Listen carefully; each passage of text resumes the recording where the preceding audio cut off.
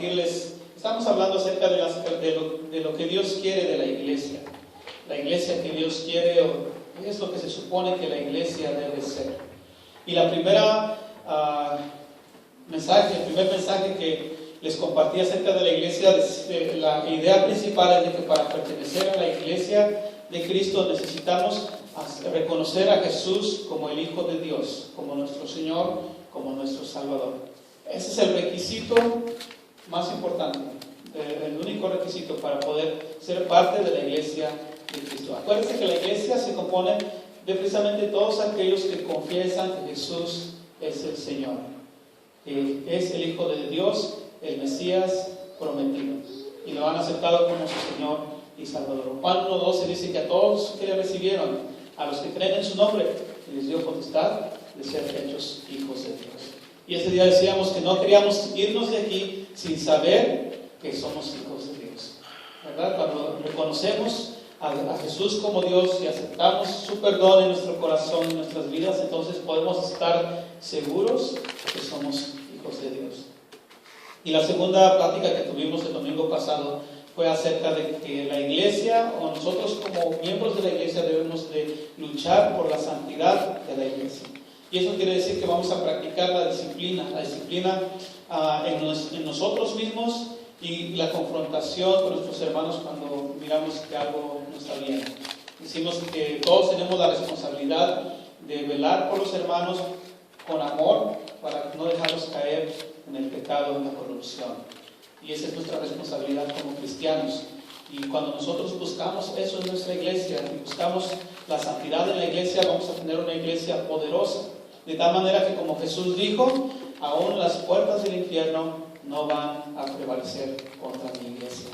Esa es la promesa de Dios, y dice: a ti te daré las llaves del cielo, ¿verdad? Lo que ates en la tierra será atado en el cielo, lo que desates en la tierra será desatado en el cielo. Cuando buscamos la santidad de Dios en nuestra iglesia, tenemos el respaldo de Dios en nuestras decisiones. Eso es muy importante, porque hacemos muchas decisiones, pero muchas veces nuestras decisiones están basadas en nuestros propios deseos, en nuestros propios caprichos, en nuestra propia conveniencia. Pero cuando buscamos el bienestar de los demás, de los hermanos, de la iglesia, entonces Dios respalda nuestras decisiones. Si 2 o 3 estuvieran de acuerdo, dice: ahí voy a estar en medio de ellos. Es cuando buscamos esa disciplina. Y ahora quiero darles qué características debe tener la iglesia. Y tenemos un pasaje, Hechos 2, 36 al 47. Me gustaría que usted abriera su Biblia y juntos podamos examinar esta mañana este pasaje y mirar qué características tenía esta iglesia, que era una iglesia poderosa, donde en un solo mensaje 3,000 personas podían venir a los pies de Cristo. Imagínense qué poder, imagínense qué impacto tenía esta iglesia, que cuando Pedro predicó en este pasaje, 3,000 personas decidieron unirse a la iglesia. Qué bueno fuera, ¿verdad?, que al final de este mensaje 3,000 personas pudieran añadirse a la iglesia. Por lo menos todos los que están aquí sería bueno. Pero esa es la iglesia poderosa. Entonces, cuando vemos una iglesia como esta, que tiene semejante impacto, yo creo que es interesante mirar cómo era esta iglesia, qué características tenía, para que a lo mejor podamos imitarla, para que a lo mejor podamos tener esas mismas características en nuestra iglesia y podamos ser así de impactantes como lo era esta iglesia primitiva. Esa es nuestra meta esta mañana. Ese es nuestro reto, poder impactar a nuestra comunidad. Este pasaje yo quiero leerlo con ustedes y lo vamos a leer de una manera, yo quiero leer un versículo y después usted repite ese mismo versículo. ¿Qué le parece? Desde el 36 hasta el 47. Y la palabra de Dios dice así: sepa pues ciertísimamente toda la casa de Israel que a este Jesús, a quien nosotros crucificásemos, Dios le ha hecho Señor y Cristo.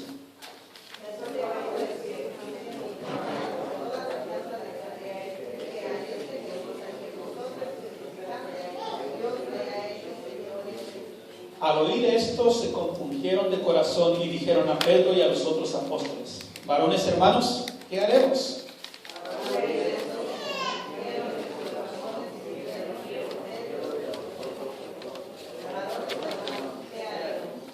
Pedro les dijo: arrepentíos y bautizaos bautícese cada uno de vosotros en el nombre de Jesucristo para perdón de los pecados y recibiréis el don del Espíritu Santo.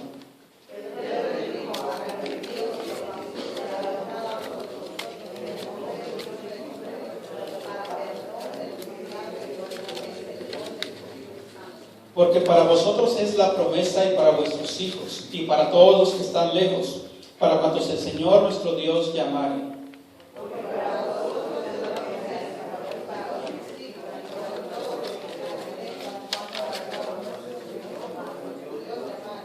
Y con otras muchas palabras testificaba y les exhortaba diciendo: sed salvos de esta perversa generación.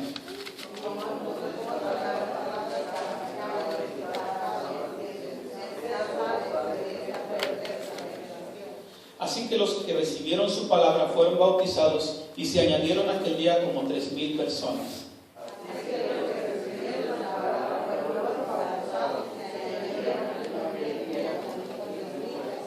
Y perseveraban en la doctrina de los apóstoles, en la comunión unos con otros, en el partimiento del pan y en las oraciones.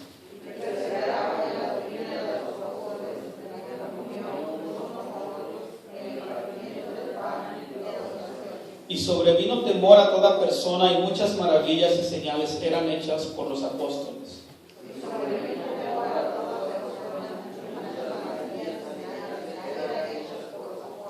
Todos los que habían creído estaban juntos y tenían en común todas las cosas.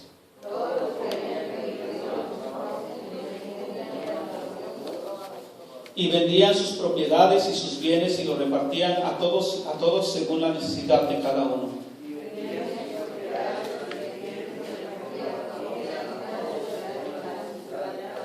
Y perseverando unánimes cada día en el templo y partiendo el pan en las casas, comían juntos con alegría y sencillez de corazón.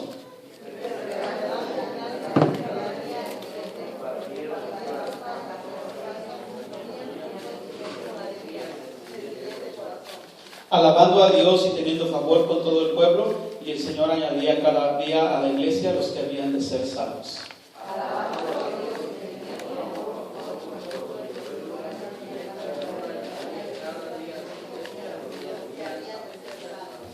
Usted puede imaginarse esta escena, puede mirar a través de este pasaje cómo sería esa iglesia.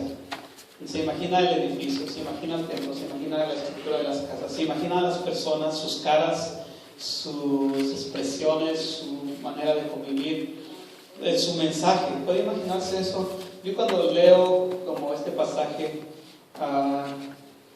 me trato de imaginar la escena. Y esta es una escena bonita de lo que es la iglesia y el impacto que esta iglesia está teniendo en su comunidad.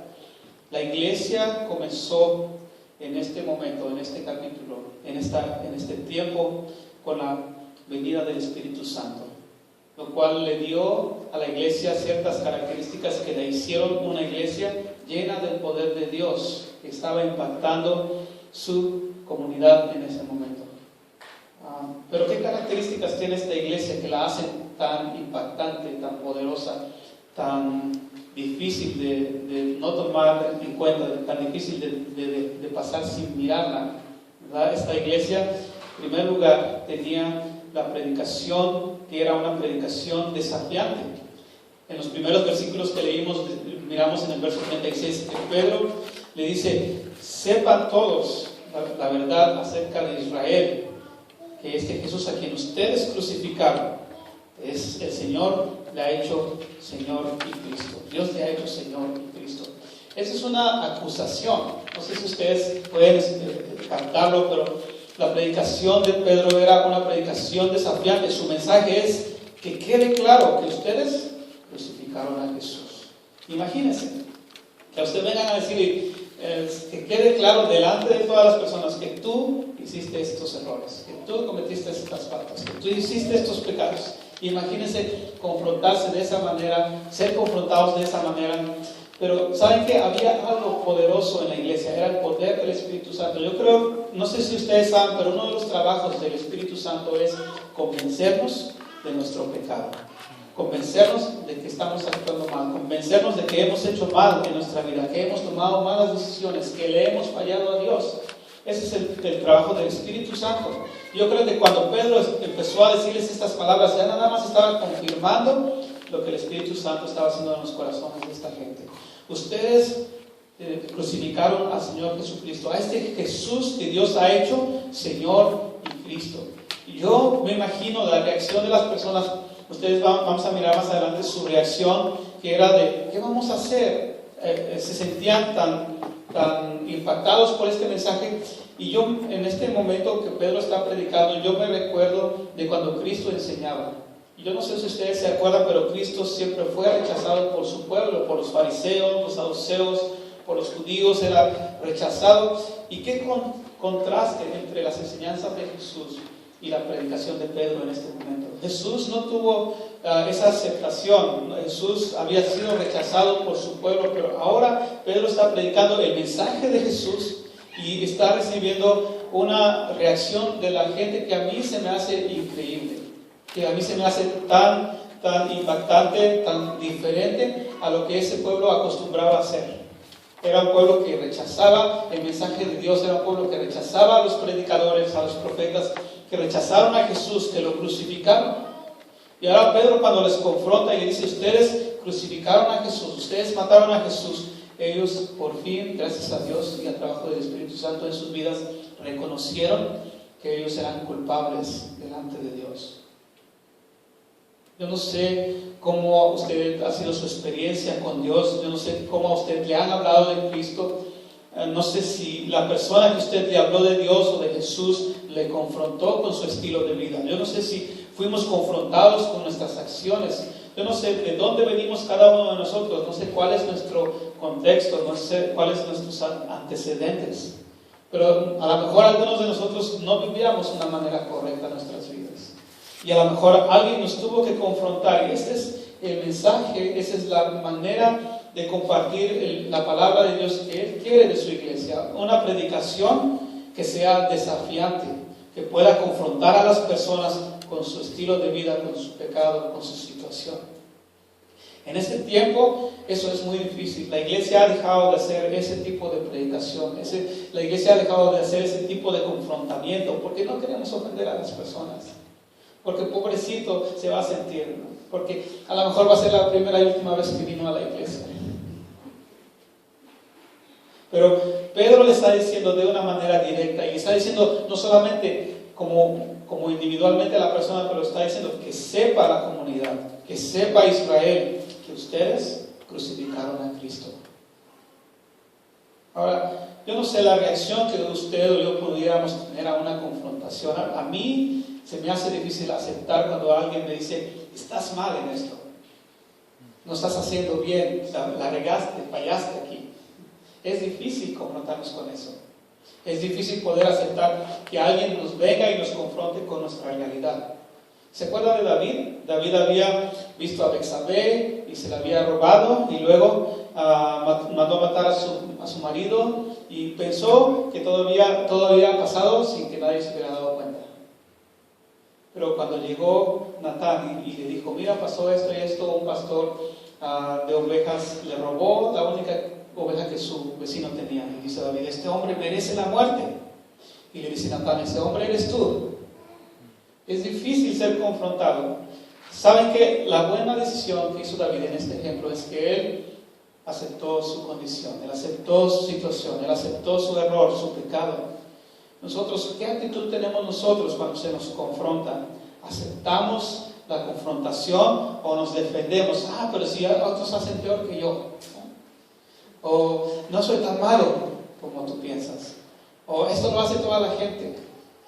Somos confrontados, ¿y cuál es nuestra reacción? ¿Nos defendemos, nos ponemos a la defensiva, o aceptamos nuestros errores, nuestras fallas?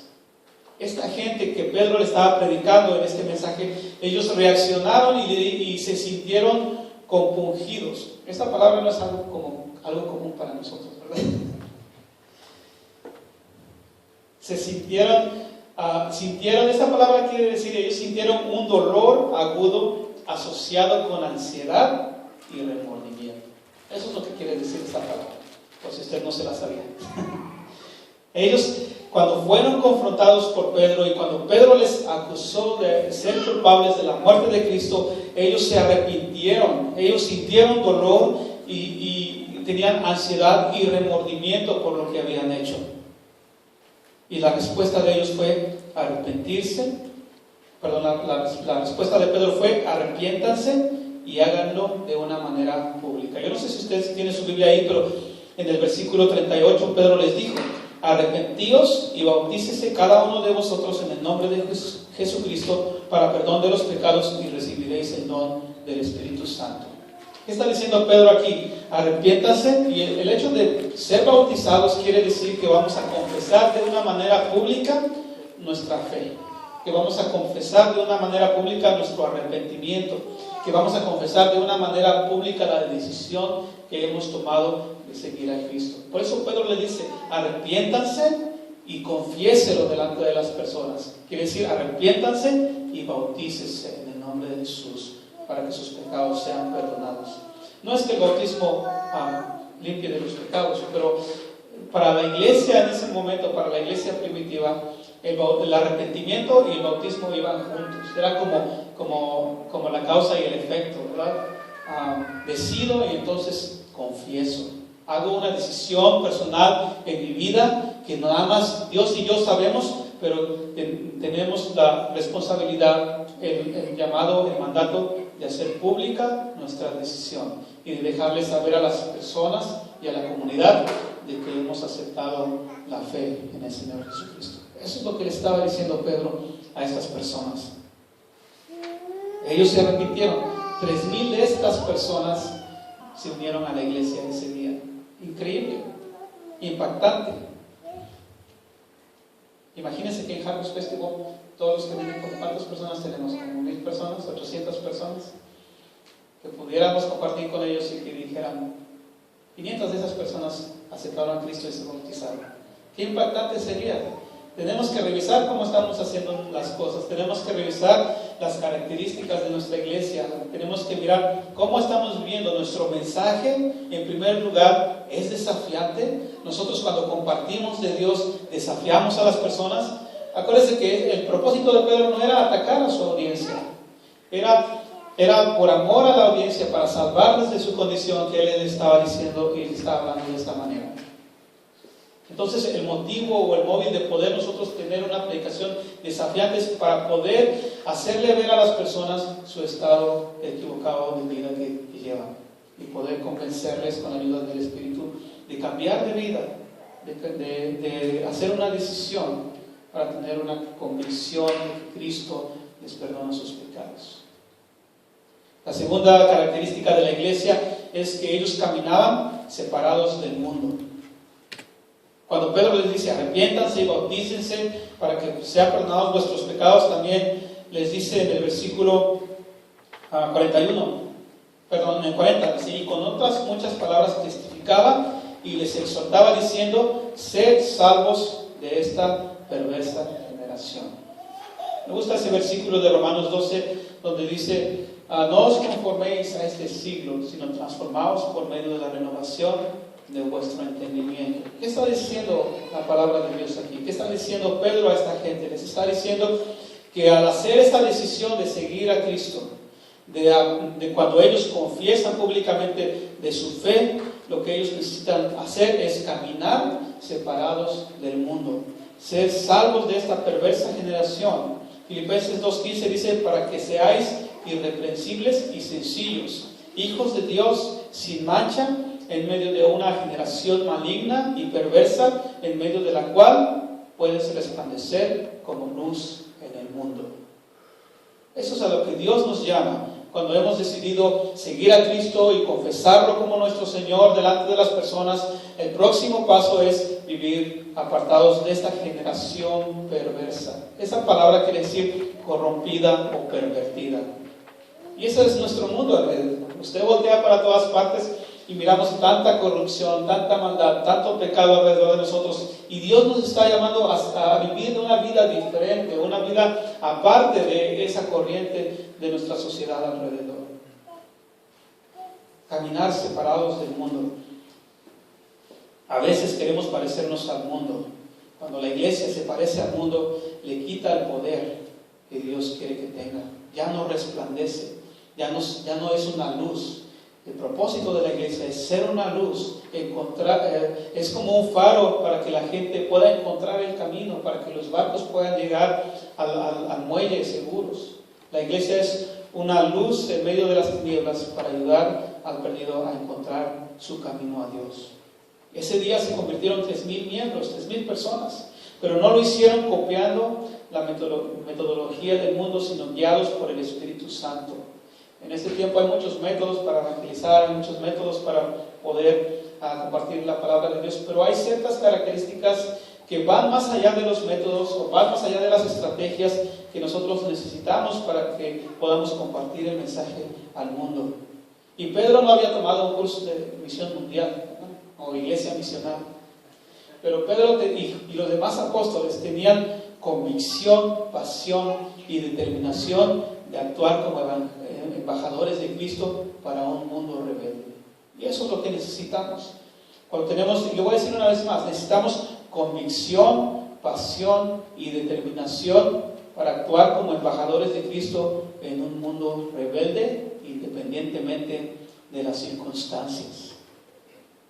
Yo creo que cuando tenemos pasión, no hay método que necesitemos, ¿verdad? Cuando usted conquistó a su esposa, o las esposas que conquistaron a sus esposos, yo creo que no fueron a tomar un curso para ver cómo se conquista al novio o a la novia, ¿verdad? Había esa atracción química, esa pasión, que no había método que los separara. Y eso es lo que Pedro está diciendo. El hecho de compartir de Cristo, el hecho de poder predicar la palabra de Dios de una manera desafiante y vivir una vida separada del mundo, no es por un método o una estrategia, sino que es la convicción que nosotros hayamos tenido de esa experiencia con el Señor, la pasión y la determinación que tengamos por ser esos discípulos de Cristo que Dios nos llamó a ser en medio de este mundo rebelde, en medio de esta sociedad corrupta. Que podamos nosotros, independientemente de estas circunstancias, ser luz en las tinieblas, ser personas que podamos guiar a otros al conocimiento de Dios para poder obtener una vida abundante que Dios nos ha permitido.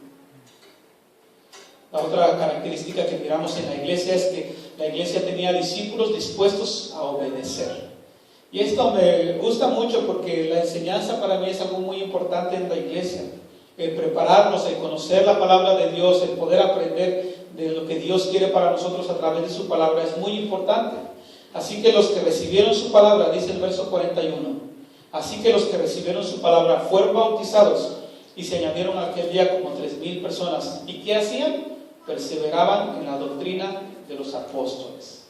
Esto es importante porque Dios nos llama a ser cristianos, pero a ser cristianos que podamos saber qué es lo que creemos, qué es lo que profesamos, qué es lo que seguimos. Yo no sé si usted pregunta con alguna persona cristiana o de cualquier otra religión, ¿de qué se trata tu religión? Y dice, no sé, yo nada más voy. Ahí crecí, mis papás me enseñaron eso. ¿Y de qué se trata? Pues no sé. ¿Vas a la iglesia todos los domingos? No, ni siquiera voy todos los domingos. Al ser discípulo de Cristo ni siquiera tiene que ver con la religión. Tiene que ver con una relación diaria con Cristo, con una comunión diaria con Dios, aprendiendo de qué es lo que Dios quiere, no solamente para ir a la iglesia o no solamente para saber si voy a cantar o qué voy a hacer en la iglesia, pero la comunión que tenemos con Dios es necesaria para enseñarnos a saber cómo vivir cada día de nuestra vida. El lunes, cuando usted se levanta y se va a la escuela o se va al trabajo o empieza a hacer su trabajo en la casa, usted necesita la comunión con Dios para que Él enseñe cómo usted debe vivir su vida el lunes y el martes y el miércoles y el jueves. Para que usted sepa qué es ser un hijo de Dios o un discípulo de Cristo en medio de la aula de la clase, en medio de los compañeros del trabajo, en medio del tráfico cuando está tan pesado y la gente se nos atraviesa enfrente. Dios quiere enseñarnos a ser cristianos en nuestra vida diaria. Y la manera que vamos a hacerlo es poder ser esos discípulos dispuestos a aprender y a obedecer. Dice que estas personas que aceptaron a Jesucristo perseveraban unánimes en la doctrina de los apóstoles. Eso es lo que ellos estaban haciendo. Se dedicaban a la enseñanza de los apóstoles. Debemos preguntarnos qué tanto nosotros estamos estudiando la palabra de Dios, qué tanto estamos aprendiendo la palabra de Dios y qué tanto estamos poniendo por práctica de las enseñanzas de Cristo en nuestras vidas. Especialmente si no estamos cambiando. Y eso es muy importante, es un tip muy bueno que podemos llevar en esta mañana con nosotros. Si usted no está cambiando, tiene que revisar qué está haciendo usted. Si está aprendiendo, si está asimilando la lectura de la palabra, si está poniendo en práctica la palabra de Dios. Yo le aseguro que si usted hace eso, usted va a cambiar. La palabra de Dios no vuelve vacía, dice, ¿verdad? Su palabra, que hace lo que tiene que hacer en las vidas. Así que si nosotros estamos leyendo la palabra y la estamos asimilando y la estamos poniendo en práctica, entonces nuestras vidas van a cambiar. Si usted no está cambiando, hay algún problema, no está haciendo las lecturas que le mandó en el texto todos los días.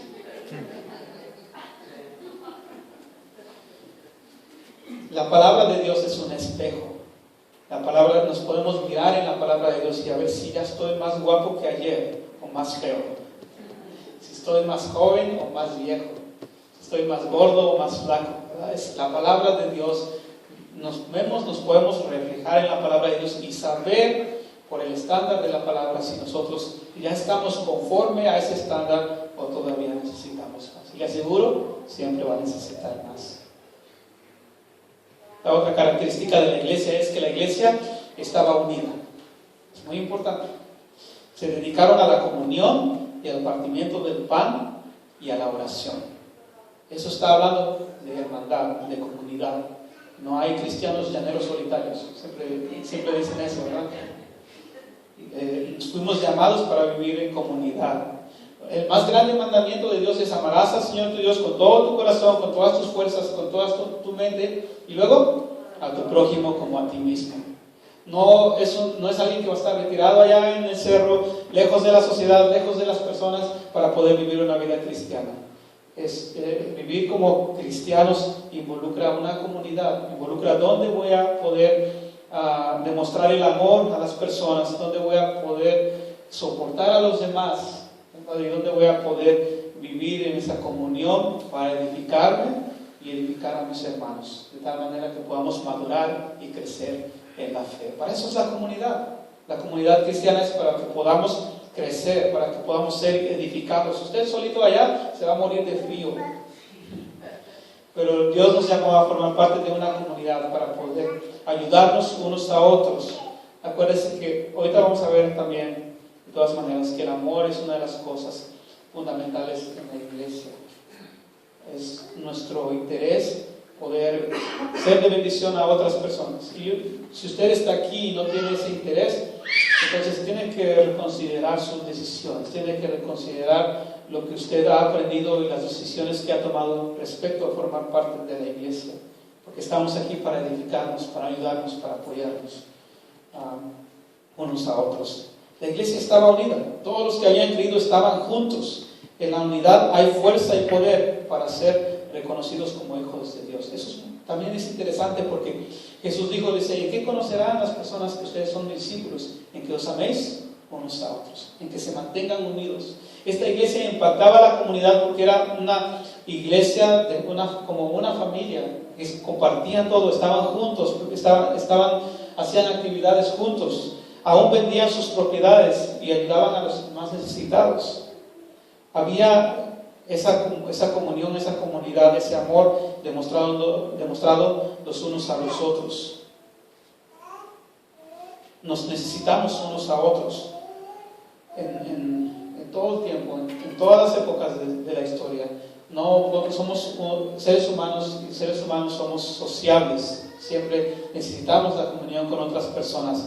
Nosotros nos necesitamos unos a otros. Yo creo que la unidad de la iglesia se destruye cuando nosotros empezamos a pensar que somos independientes, que somos suficientes por nosotros mismos. No nos sacrificamos por los demás. Necesitamos una causa común. A veces nuestra comodidad que vivimos en ese tiempo, en lugar de unirnos, nos separa, porque nos empezamos a sentir: ya tengo lo que necesito, no necesito de nadie más, entonces no necesito comunión con otras personas, y eso destruye la unidad en la iglesia. necesitamos una causa común. Nuestra causa común en la iglesia es Cristo Jesús. Él es nuestro Señor, Él es nuestro Salvador. Dice Pablo que tenemos una sola fe, un solo Dios, un solo bautismo, un solo deseo, que es el reconocimiento del señorío de Cristo en nuestras vidas y en nuestra iglesia. Eso es lo que nos une como cristianos. El deseo de, así como Dios dijo Pedro que hizo a Jesucristo Señor y Cristo, Señor y Salvador, nosotros debemos perseguir, reconocer a Jesús como Señor y Salvador de nuestra iglesia y de nuestras vidas, como una causa común. Lo que nos va a unir es Jesús. Y ahora, otra característica es de que la iglesia era una iglesia reverente. Dice el versículo que sobrevino temor a toda persona. Y esta palabra temor no significa que tuvieron miedo, pero que tuvieron respeto de lo que estaba pasando en la iglesia. Cuando miraron cómo era la iglesia, cuando miraron el impacto que tenía la iglesia y cómo había milagros en la iglesia, dice que los apóstoles hacían milagros y prodigios en la iglesia, dice que sobrevino temor a las personas alrededor. Dice el versículo 43, y sobrevino temor a toda persona, y muchas maravillas y señales eran hechas por los apóstoles. A mí me llama la atención el orden en que están escritas las cosas en este versículo. Primero dice que hubo reverencia, y luego dice que había muchas maravillas y señales en la iglesia. Debemos de tomar en serio la santidad de la iglesia. Debemos tomar en serio la presencia de Dios en la iglesia, de tal manera que podamos vivir una vida reverente y así abrir las puertas para que Dios haga milagros en nuestra iglesia y en nuestras vidas. Dice que sobrevino temor a toda persona y muchas maravillas y señales eran hechas por los apóstoles. Yo no sé si se acuerdan, en esta época de la iglesia que está la historia de Ananías y Zafira, quienes vinieron a decirle a los apóstoles, ¿saben qué? Vendimos nuestra propiedad y la vendimos en tanto y aquí está, queremos darlo para la iglesia. Pero era una mentira. Ellos habían vendido más caro su propiedad y estaban dando solamente una parte. Y eso no era lo malo era que habían mentido y le habían dicho que era todo el dinero que habían agarrado por la propiedad. ¿Y qué pasó? Cayeron muertos, se murieron. Imagínense, cuando uno pierde la reverencia a Dios, cuando uno piensa que va a ser más listo que Dios, ese respeto se pierde y sufrimos consecuencias muy serias. A lo mejor no nos vamos a morir, ¿verdad? Pero vamos a dar mal testimonio por hablar mentira. Imagínense la iglesia en ese tiempo que podían decir, ¿sabes lo que pasó con Ananías y Zafira? Se murieron. ¿Y por qué? Porque mintieron. Y uno se queda, a lo mejor yo puedo ser el próximo. Pero era algo que la iglesia, que la gente podía tener reverencia de lo importante y la seriedad que es la iglesia de Dios cuando tiene estas características, cuando tiene el Espíritu de Dios y cuando es impactante. La iglesia debe influir respeto, ¿verdad? Y reverencia. La otra característica es de que no era una iglesia materialista. Dice en los versículos que vendían sus propiedades y las compartían. Esto quiere decir, a lo mejor no tenemos que vender nuestras propiedades que a lo mejor todavía no tenemos. Pero quiere decir que la iglesia tenía sencillez en su corazón. No eran personas que se creían mejores que otros o más que otros, eran personas de corazón sencillo. Y eso quiere decir que ellos podían estar satisfechos. Si tenían dinero o no tenían dinero, no estaban apegados a las posesiones materiales. Muchas personas vemos en los noticieros mueren porque, por cierto, escuché unas noticias esta semana, no sé si usted supo algo, pero había un repartidor de pizza que lo asaltaron y no dejó la pizza. No dejó la pizza. Y qué bueno que no le pasó nada, que no lo hirieron y él pudo seguir su viaje para entregar las pizzas. Yo creo que se merece una buena propina. Pero esto es como un ejemplo de que a veces nos apegamos tanto a las cosas materiales que aún ni valoramos nuestra propia vida. ¿Cuántas personas son asesinadas, lastimadas porque no se dejaron asaltar? Y Y la gente en esta iglesia era una gente sencilla que su vida, su corazón no estaba apegado a los bienes materiales, de tal manera que aún voluntariamente podían deshacerse de sus posesiones para ayudar a otras personas. Yo no sé si hoy pensamos en la necesidad de otros que están alrededor. No sé si esta mañana podemos estar pensando o podemos estar teniendo en cuenta o siendo sensibles a las necesidades de otros alrededor de nosotros. Debemos estar dando, debemos estar compartiendo, debemos estar conscientes de que otros tienen necesidades alrededor de nosotros. No nada más soy yo y mis derechos y mi comodidad.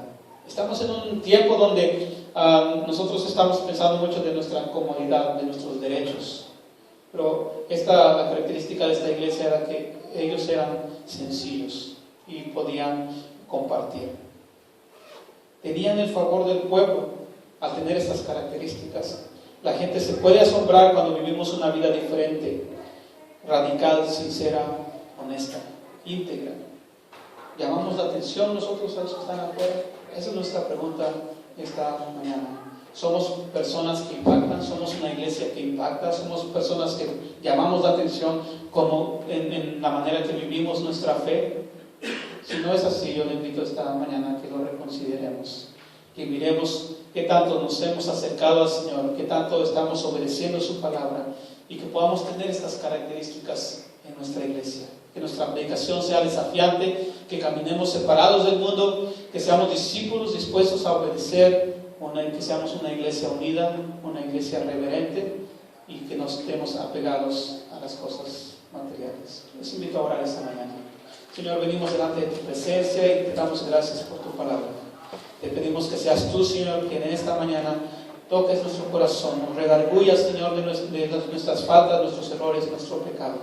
Y que podamos, Señor, ser confrontados por tu palabra, Señor, y darnos cuenta que necesitamos cambiar, que necesitamos ser diferentes, que necesitamos buscar, Señor, esas características que quieres para tu pueblo, para tu iglesia, Señor. Si queremos ser una iglesia poderosa, si queremos ser una iglesia con autoridad, si queremos ser una iglesia, Señor, con reverencia, si queremos ser una iglesia que impacte a la comunidad, que impacte al mundo, Señor, ayúdanos, Señor, a buscar de tu Espíritu Santo en nuestras vidas. Ayúdanos a buscar de tu presencia, Señor, en nuestros corazones.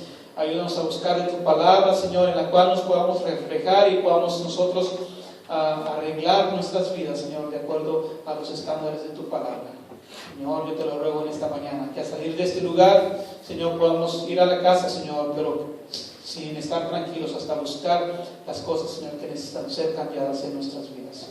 Yo te lo ruego en el nombre de nuestro Señor Jesucristo, en esta hora, Señor, y confío, Señor, que tú que has comenzado la obra en cada uno de nosotros, la vas a perfeccionar hasta el día de tu venida, Señor. Te damos las gracias en el nombre de Jesús.